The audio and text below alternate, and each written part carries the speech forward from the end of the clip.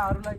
हैन तिम्रो कोचले तिमीहरूलाई कति मेहनत गर्यो होला यहाँ ग्राउन्डमा खेलाउनलाई ए भाइ खेल्न आइज ल आज डाइटको व्यवस्था अब यहाँ बिगन्जबाट हामी यहाँ आछु डाइट त तिमीहरूले खुवाउनै पर्छ पानी खुवाउनु पर्यो सबै किन्नु पर्यो नि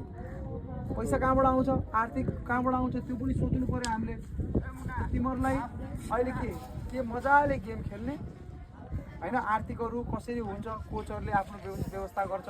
गाउँपालिकाले गाउँले गरिदिनु पर्यो नगरपालिकाले गरिदिनु पर्यो हैन यो सबै त खेलाडीहरूलाई बनाउनलाई खालि एउटा कोचले चाहे खालि एउटा खेलाडीले मिलेर हुँदा सम्भवै छैन त्यसको लागि समस्त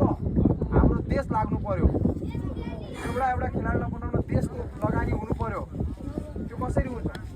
त्यो त हामीले अब यस्तै सानो पढ बिस्तारै सुरु गरेपछि देशको हाम्रो आवाज पुग्छ अनि विकास हुन्छ हो कि होइन हो त त्यही भन्छु अब आज हामीले टक्क एउटा फ्रेन्डली खेलौँ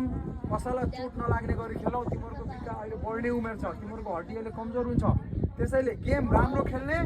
50-50 बलहरू हेड बलहरू जुत्ने बलहरू के गरिदिने इजी गरिदिने जितेर केही हुँदैन अहिले योले बिरगन्जले जितोस् चाहे निचुटाले जितोस् चोट लागेर कसैले जित्यो भने जित भयो त त्यो राम्रो खेल्ने गेम देखाउने राम्रोसँग जित्ने र जित्नुभन्दा पनि हामीले के गर्नु पर्यो सिक्नु पर्यो आज हैन हाम्रो बिरगन्जको फुटबल कसरी खेल्छ त्यो तिमीहरूले निचुटाबाट सिक्नु पर्यो निचुटामा खेलाडीले सिक्नु पर्यो निचुटाको फुटबल कस्तो छ भनेर हाम्रो बिरगन्जको केटाहरूले सिक्नु पर्यो हो कि होइन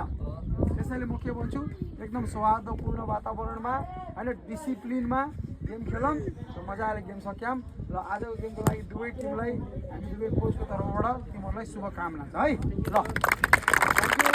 तिमीहरूको फर्स्ट 11 हाम्रो फर्स्ट 11 खेल्नु पर्यो फेरि भइहाल्यो है